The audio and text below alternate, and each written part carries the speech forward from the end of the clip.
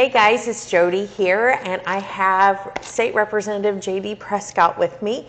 And J.D., tell me where you're from and a little bit about yourself. Yeah, so I'm from East Central Indiana. I currently serve House District 33, which is Randolph, Blackford counties complete. Okay. Portions of Jay, Delaware, and Henry counties. Okay. So what cities are those? So that is Winchester, Portland, just east of Muncie, north of Richmond. So neither Muncie or Richmond's in my district, but very rural agriculture. Hartford City is in the district as well. So those are Winchester, Portland, and Hartford City is the main towns in the district. Okay. So how long have you been in the state legislature? I was first elected in 2018, so I've been serving since 2019. So I came in fairly young. I was 27 when I came in. Oh wow, that is young. Okay.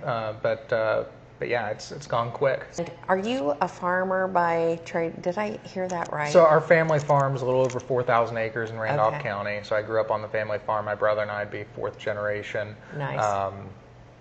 I'm not on the farm every day like I used to be before coming into this position. We also have other businesses. I own storage units, own a small landscape business that does commercial mowing as well. We're involved on the farm. Our family has other businesses as well. So many hats, but the main business is the family farm of about 4,000 acres. Nice. The reason why I invited you to come and cook with me today and have a little conversation is you're doing something that is kind of outside the box thinking. And that is dealing with property taxes, which first of all, that's a big deal to take on. And your idea is kind of out of the box. So would you want to explain what your idea is with property taxes? Yeah, but before I explain it, I think first it's important to know how I got here. Yes. Right. So I've had a problem with the property tax system for a while. Before you were in the legislature? Before I was in the legislature. Okay. My first couple campaigns that I was on weren't necessarily to elect an individual. It was to defeat school referenda. Okay. My family and myself, we worked to defeat 2 school referenda in our district, and back-to-back referenda. Local school corporation tried to build a $20 million plus building. Came back, we defeated them in referenda. They came back again, tried to do it a second time, defeated them again. Turns out they ended up able to build the building, same footprint for half the cost. Because you were fighting, right? So they found a way to do it to cut the cost, which shows that these school corporations, they don't have to go out and spend the amount of money that they're building on some of these extravagant buildings. Right. They can build a building that meets the needs for, in this case, half the cost. Right. So that was one of the first campaigns I was in. But really, if you look at the property tax system as a whole, why is it broken? You've got an assessment system that's inconsistent at best, right? You can have 2 like properties and have different assessments on them. And then you ask the assessors to explain why they're different, and they're scratching their head trying to explain it. And then you also have a declining assessed valuation base. When you keep adding all these deductions and exemptions, anytime there's a property tax fix or Band-Aid put on in the State House of the General Assembly, it's usually done with a new type of deduction or exemption or shifting the deductions or system that's in place. Well, that provides temporary relief. But what ends up happening is you end up shrinking your taxing base. So yes, you'll provide relief to some people, but those that remain paying into the property tax system pay a larger share of the tax burden year over year. So you just keep shifting that tax burden is all you're doing. So the way to fix the property tax system would be to really get rid of all the exemptions and deductions, lower your rate. That'd be the way to fix it. But that's political suicide. That'll never happen because the property tax system works in the rear. So how can you come up with a new system that actually broadens your tax base and shares basically the tax burden more fairly across all citizens? That's where I came up with the sales tax on services, a system that everybody'd pay into, consumption-based tax that you basically pay on your affordability. So what I'm proposing is a complete elimination of the property tax system, including the 1%, 2%, and 3%. And what I mean by that, your 1% tax caps as your homeowners, your 2% tax caps as your rental properties and agriculture, and 3% is everything else. So most people, when they talk about repealing the property tax system, they're focused on homeowners. This replaces it for everybody. So the way it would work, if this was to go into effect next year, for example, the bill that I'm going to be filing, 2027 would be the last year property tax assessments. Okay. 2028 would be the last year property tax payable. Okay. And then you would start collecting the 7% sales tax on services July 1st, 28. So there would be a 6-month overlap, but that's important because, one, your property tax system operates in the rears. The taxes you're paying this year are actually last year's taxes. Right, exactly. With a sales tax on services, you've got to pay that in advance. So you start with a 6-month surplus going in before those funds are paid out. That way you have stability moving forward even during an economic downturn, because property tax system is a more stable taxing structure. So if you're going to a sales tax on services, it's economic dependent, so you've got to account for that economic variability. And then it would be sent back out to local units of government based on a formula. So roughly 45% of your property tax dollars currently go to schools for operations funding, debt services.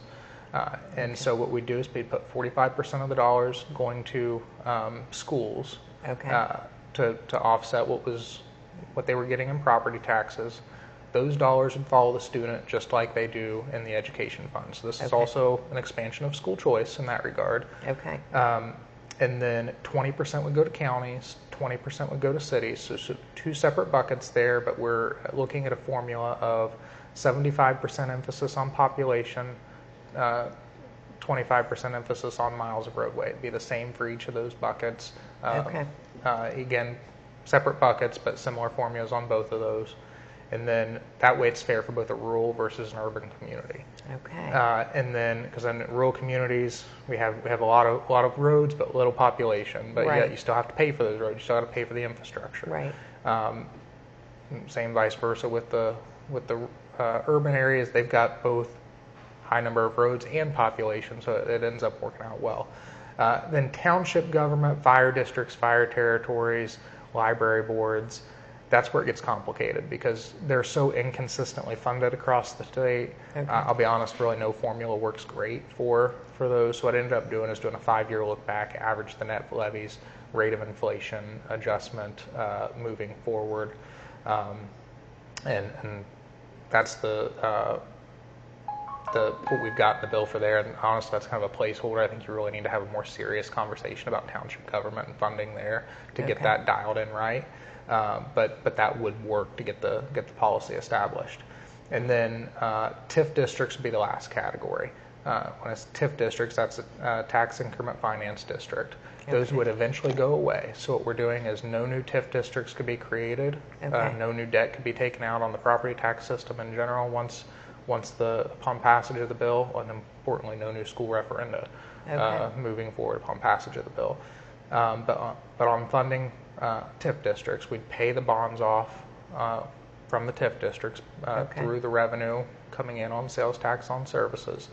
Once the bond is paid off, the TIF district is dissolved and goes away. So it eventually eliminates all the TIF districts. So the funds that would be coming through this to TIF districts would eventually be shifted over to go into all the other local units of government. So it'd be an increase to do. So educate me, give me an example of what a TIF district is. Yeah, so a tax increment finance district is if you've got a developmental area where it could be a manufacturing facility that's coming in. Local unit of government puts that in a TIF district to say, okay, we're going to build out the infrastructure needed for this manufacturing facility. We're going to capture the growth. The revenue that's coming in from the growth of this is going to go to pay the bonds, to pay for the infrastructure build out that was needed to bring that project.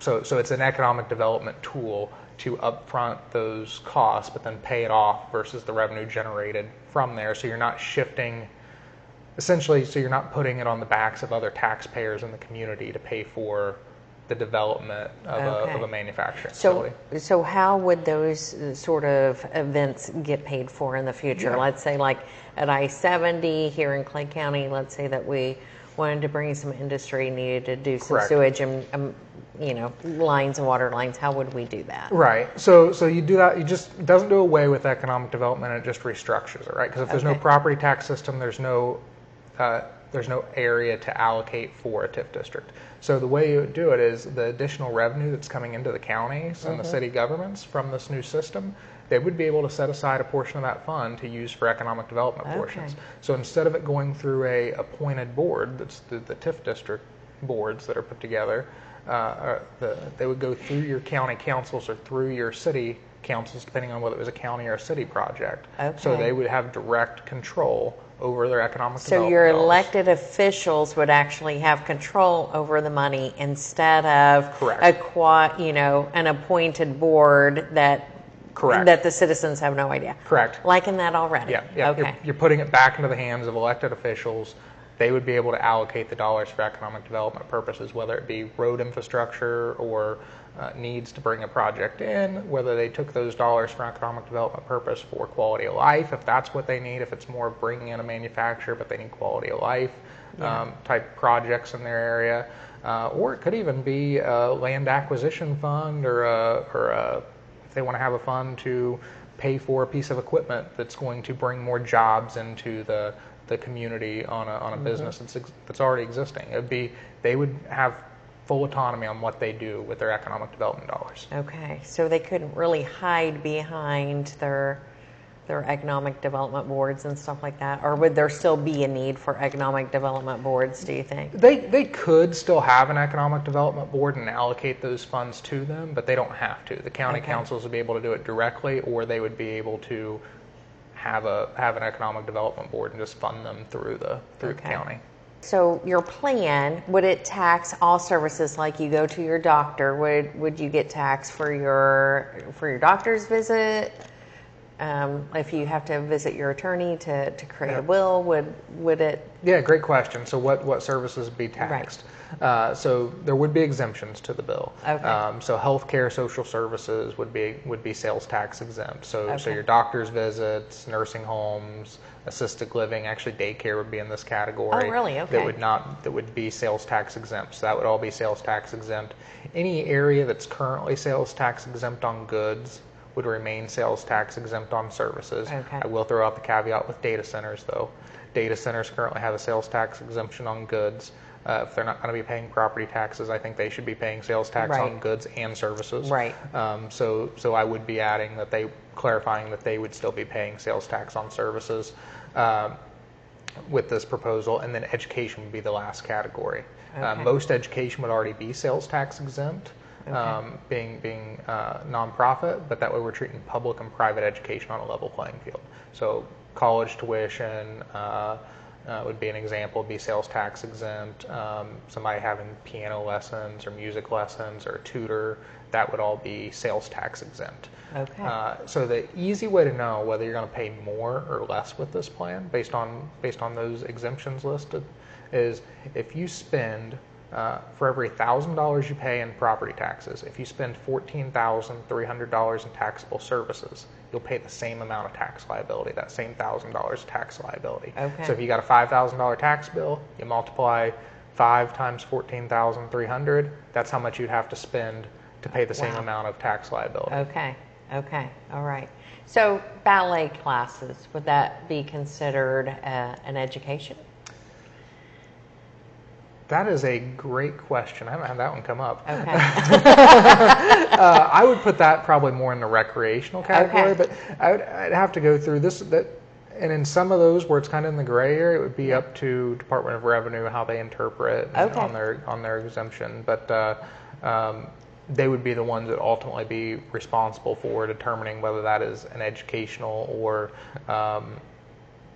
I guess if it's, depending on how it's structured, I guess that is training and tutoring. I guess you could make the argument that's education. What about like attorney fees and stuff? Yeah, so for most people, attorney's fees are going to be not an annual expense, right? It's going to be when you need it, and they'll pay it. But yes, that would be a taxable service. You got to remember, they're not going to have property taxes either. So there's going to be some years where you're probably going to pay less with the system. Right. There could be a year where you spike and you have more services than normal, like you've got attorney's fees that you weren't expecting, and you pay more that year. But why that's necessary though? Think about from the business side of things. If you're getting rid of property taxes on the business side, well, that's where businesses are going to hire more attorneys than your average everyday citizen. Yeah. So businesses still need to be paying somewhere through that, and that's where they would be paying, is in the attorney's fees and the construction cost. So yes, that would be necessary that they would. And the problem is, if you exempt attorneys, once you start throwing in exemption, whether it be attorneys or realtors, or pick your category.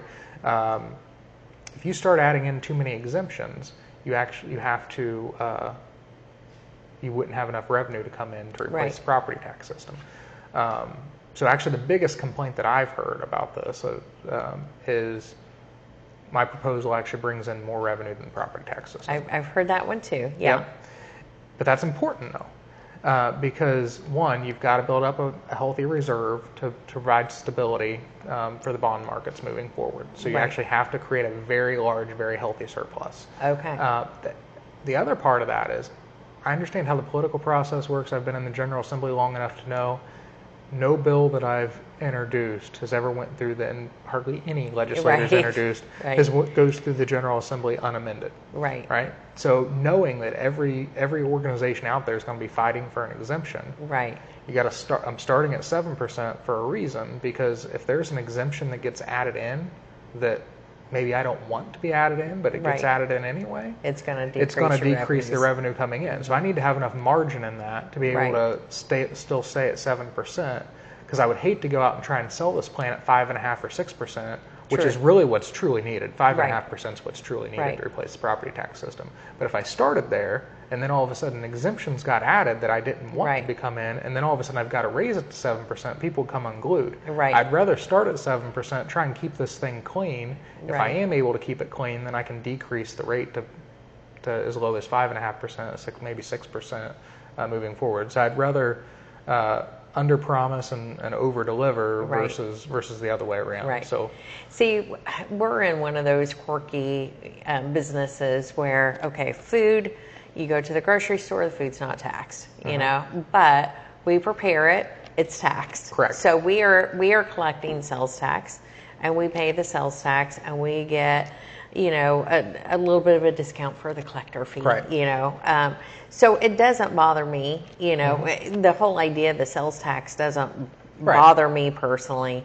And we're big do-it-yourselfers, so the service fee tax, that's not a big deal, you know, for us either. So I appreciate it. What I appreciate more so is actually having the surety that you own your property. Absolutely. And so what do you think some of the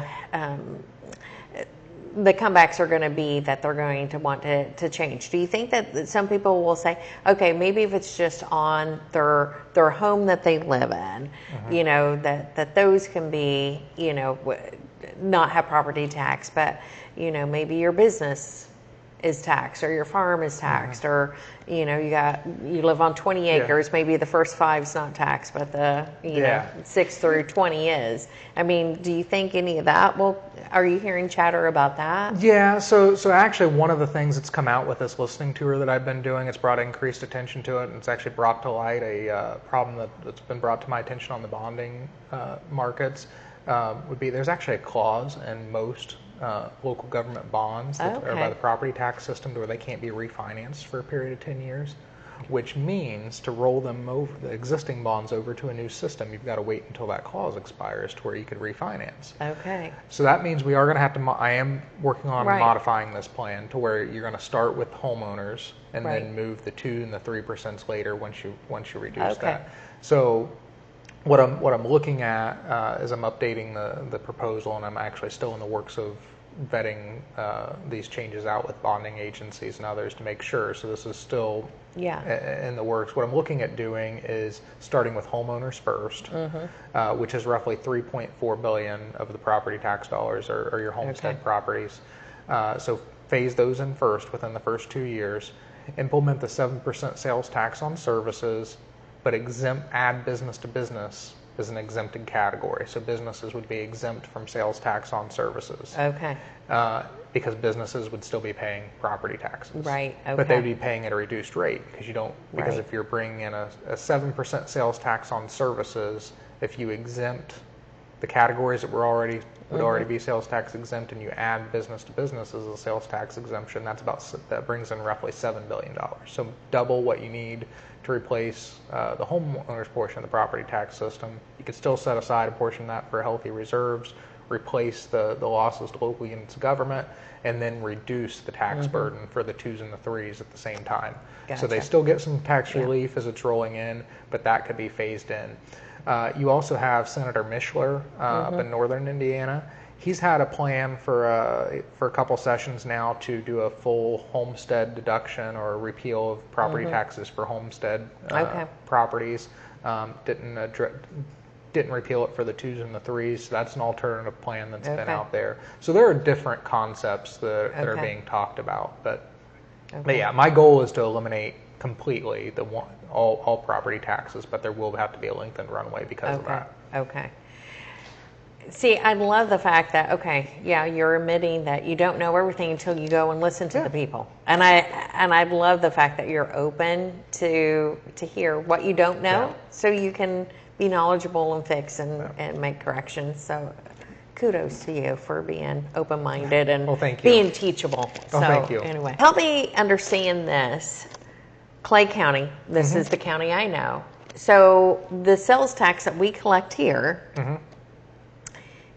does it come back here, or is it all in one pot and it gets divvied up? Yeah, so the way this works, it has to be collected statewide, right, and then sent back on that distribution formula I mentioned earlier. Okay. Because if you collected county by county, in the rural communities, we don't have enough services that would generate the revenue. Okay. Because quite frankly, a lot of times in the rural counties, we're going to more urban areas for our services. We don't have the service base. That's true. So our dollars are going to Marion County, to Hamilton County, to the donut counties. Yeah, good point. So it really wouldn't be fair to do it based on where it's collected. Yeah. It has to be done based off that formula, off a statewide formula for it to work. Okay. So what I'm hearing is that we might be able to do away with some potential county positions. Correct. Yes. So once you get the full repeal of the property tax system in place on the 2s and the 3% as well, you eliminate the assessor's office. Right. You eliminate half of DLGF, the Department of Local Government Finance. Okay. You eliminate. Wow. Okay. I'm sorry, you don't eliminate. You would reduce the workload in the auditor's office and the recorder's office at the local level. So it does. It provides roughly between $150 and $200 million worth of.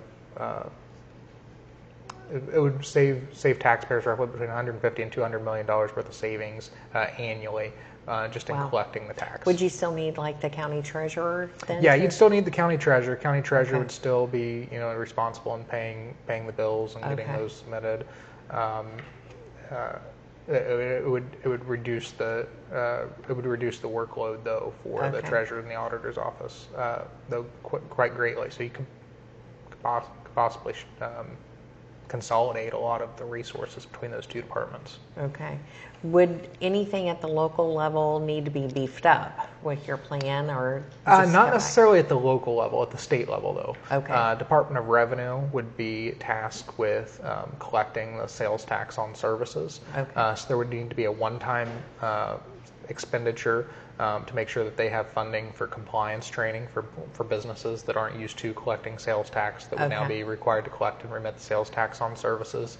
And I think it's important to note too that it usually takes, when I talk to businesses, 10 to 15 minutes at the end of each week to collect and remit based on their computer software that they have, and they get a fraction of a percent back to basically for their time to collect and remit that tax. So it's not burdensome on local units of government or on local business owners like some think it is. It's just they got to be trained and updated on this is what they've got to do. So there would be one-time compliance training dollars with Department of Revenue, and then there would be additional staffing required for Department of Revenue. Minimal though, because they've already got the processes in place on sales tax on goods. They're just expanding that to services. So there would be a slight increase of workload. That would be an annual increase in expenditure slightly, but that would be offset by the savings by reducing half of DLGF, Department of Local Government Finance. So your increased workload Department of Revenue would be offset by the savings in DLGF.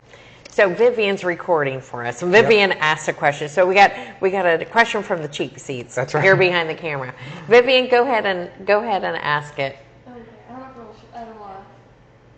Okay. I'll do it in a nutshell from Vivian because she doesn't have a mic on. Okay.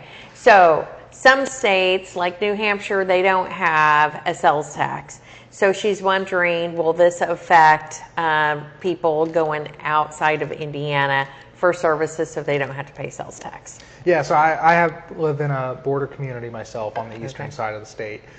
So I think on some of your smaller ticket items, like haircuts, oil changes would be one where I could see people going out of state because, you can actually drive your vehicle across, have the service done there.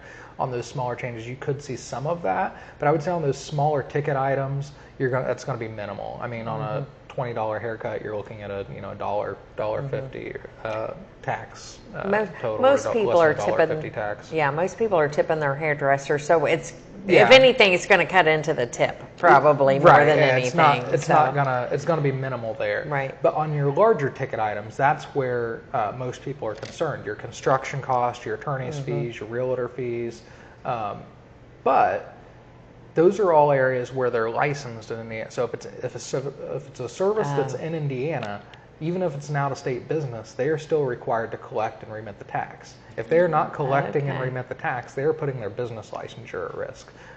So even though they're an out-of-state company, they would still be required to collect and remit that tax. On your smaller ticket items where you can actually easily drive across state lines and have that service, but it could take place. I think it'd be minimal. But with any tax, there's legal tax avoidance. There's legal tax avoidance with the property tax system. Okay. Right? I missed that one. Well, it's okay. So businesses pay what's called BPP, or Business Personal Property Tax. We raised the de minimis threshold in Senate Enrolled Act 1 to $2 million, so they don't have to pay unless they have over $2 million of business personal property tax. But a construction company, for example, they actually pay on their construction equipment based on where it's at on tax count day. Right? Okay. So if you're a business and you've got a construction business and you've got multiple job sites and you've got equipment spread across 5 counties, why not find the county that has the cheapest tax rate to park your equipment on tax count day? Okay. Construction companies do this all the time. That's legal tax avoidance, right? And the same thing with income tax, right? That's why you've got attorneys looking through the tax code all the time. There's legal. So I don't care who you are, if you're not looking through the tax bill and looking through what is the legal way I can pay every business owner is trying to figure out how few taxes they can pay legally. That's the key, legally, right? So it doesn't matter what tax you have. There's going to be efforts to legally avoid taxes. But I think the extent with this on your larger ticket items, those would be areas where those businesses would be still required to collect and remit the tax. Also, part of your question was, how's this does this an advantage or a disadvantage with other states that may have sales tax on services or not? I would say every state has a different taxing structure, and we're all competing against each other, and so. Yes, we would have sales tax on services that some of our neighboring states don't have, but we'd also be the only if this bill would go into effect and fully go into effect, we'd be the only state in the nation to not have any property taxes once it's fully implemented. Okay. So to me, I think that's a larger economic development selling point than the sales tax on services. I agree. I think we'd have an influx of people coming in if that was the case. Yeah. Wow, because I was going to ask, do other states, any surrounding states tax services then? Sales tax on services? Tennessee has sales tax on services. Ohio has it's like a gross receipts tax. It's a very small amount, but they do have on some, and actually Indiana, we have sales tax on some services in Indiana currently, just not all. Like innkeeper's tax, that's a tax on a service. Exactly. Utilities, we pay that too. Utilities are taxed. Yes. That's a service tax. So in your exemptions area, I think I should mention there that utilities would not be taxed additional because they're already, anything that's already taxed would not get a new tax on right, top of okay. it. So okay. innkeeper's tax would not have service tax added on Right. top of the innkeeper's tax. Gotcha. Do you feel like that this will give more power to the state and take some power away from the locals, or how do you see this? Yeah, so that's one of the concerns that keeps coming up is with the funding formula, going back to the state to determine the funding formula.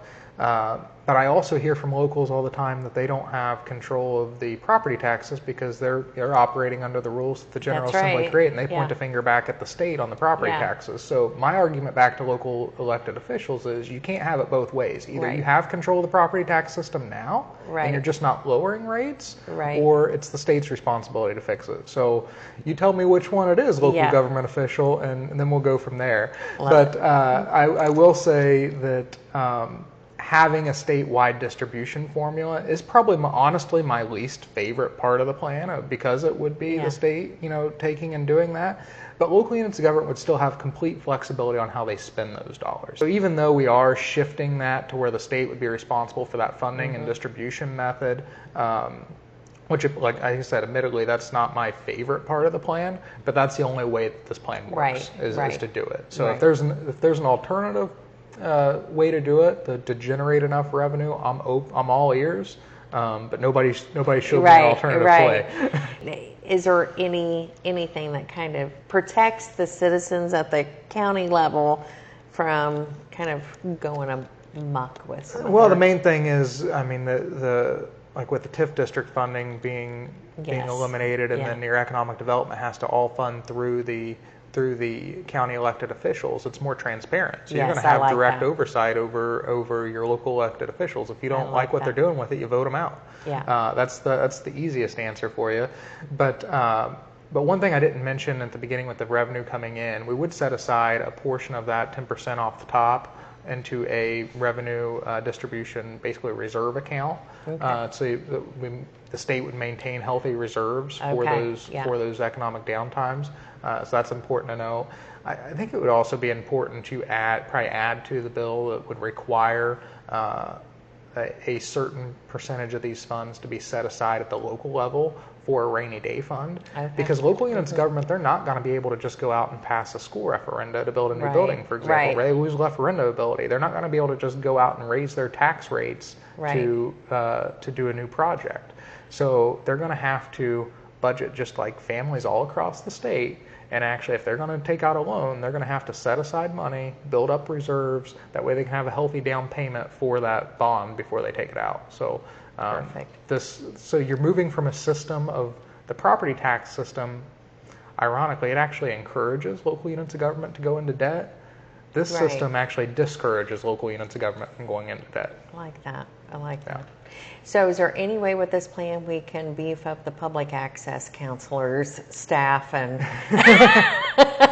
So I would say that would be a different topic for a different bill, but I was actually listening to some of those concerns on the drive over with the changes in the public access counselor. Now, ironically, you have me here today.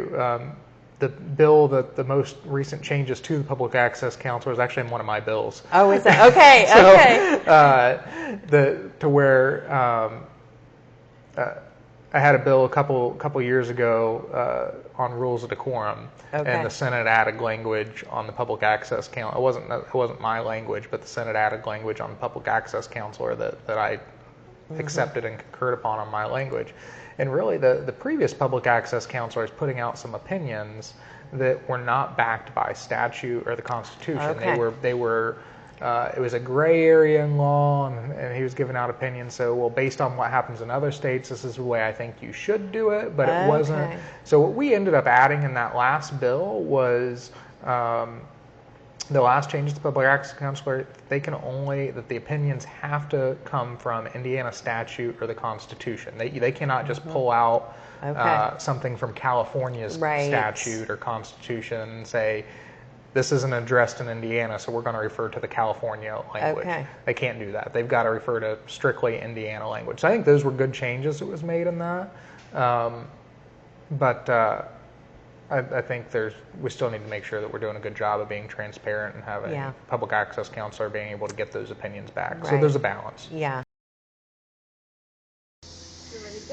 Okay, so JD, do your magic. We've got some New York strips here for you. So, and you're not used to Blackstone, so we're gonna just throw those on. You season them however you want to season them. Yes. Okay. So normally what I would do is I usually pat them dry a little bit. Okay.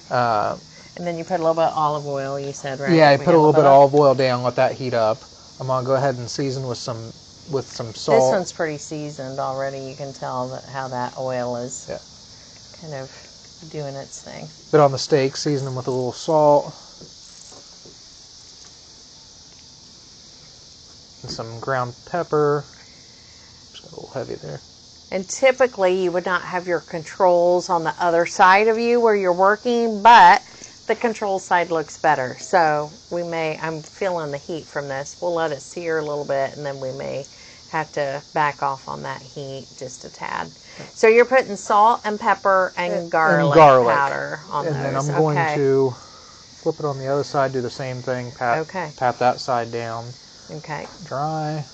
Now, do you typically have your steak get to room temperature a little bit, or sit it out of the refrigerator for a little bit before you put it on the grill, or do you just go straight from the refrigerator to the grill? I usually go straight from the refrigerator to the counter, and then go ahead and season it. Let the season set in a little bit while the grill is coming up to temperature. Okay. And then usually by the time the grill comes up to temperature, it's ready to throw on. Okay.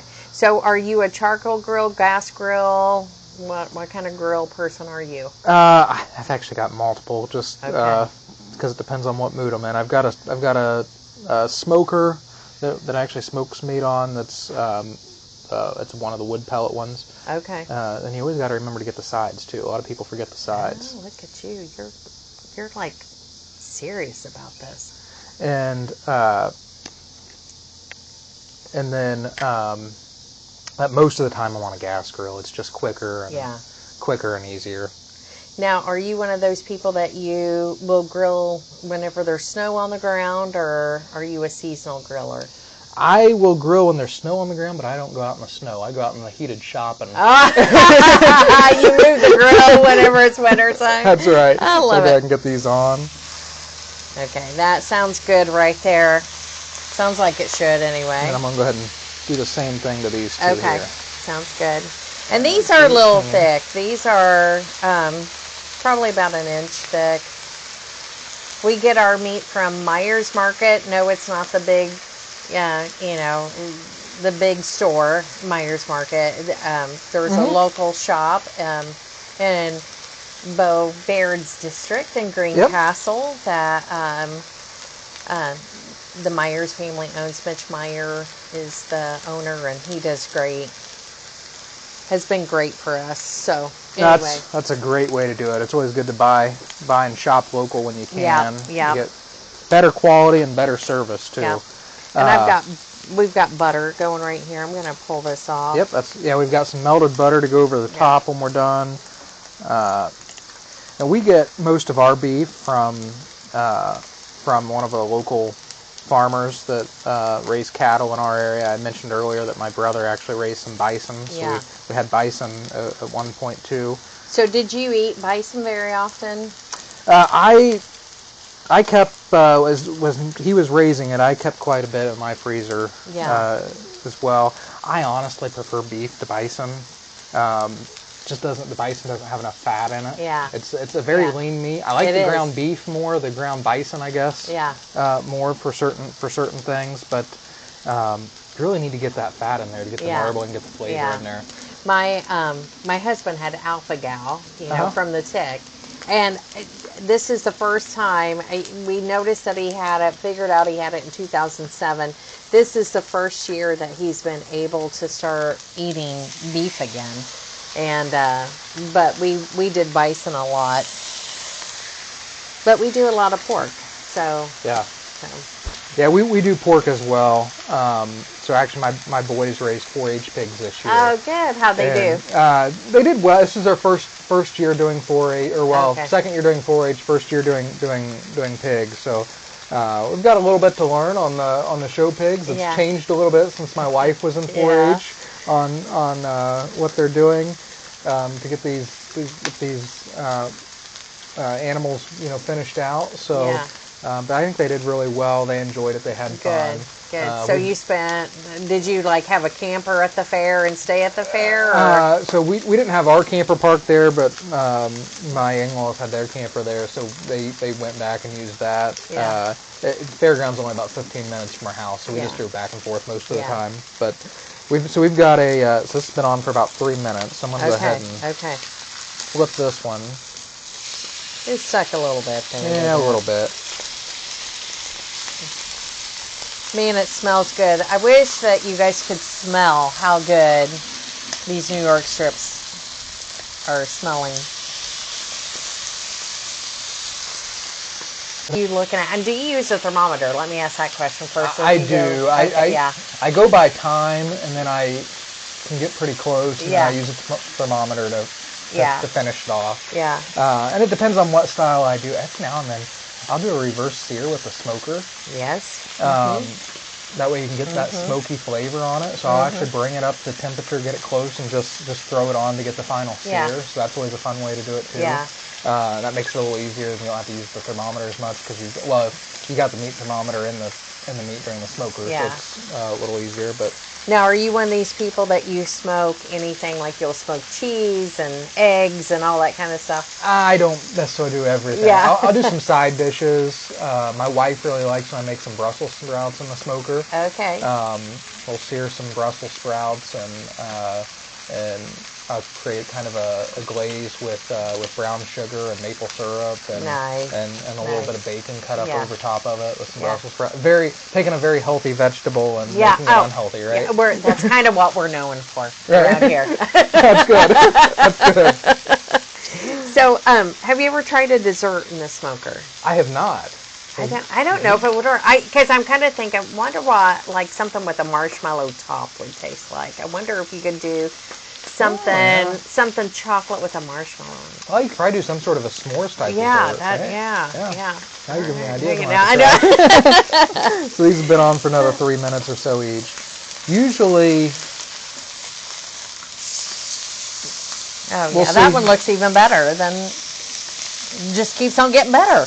We'll see how the temperature of your grill is compared to mine on my timing. But usually I do about 3 minutes per side, and that usually comes out to about... we've got this pretty hot, actually. So you're traveling around the state and telling people about your idea of how to do away with property taxes. How many events? Because you're going to be in Terre Haute tonight. So how many events have you done so far? Do you have on the calendar, and are you open to doing more? So I've done roughly a half dozen, give or take, a couple thus far, and that one right there is good. That one there is ready to come off. Yeah.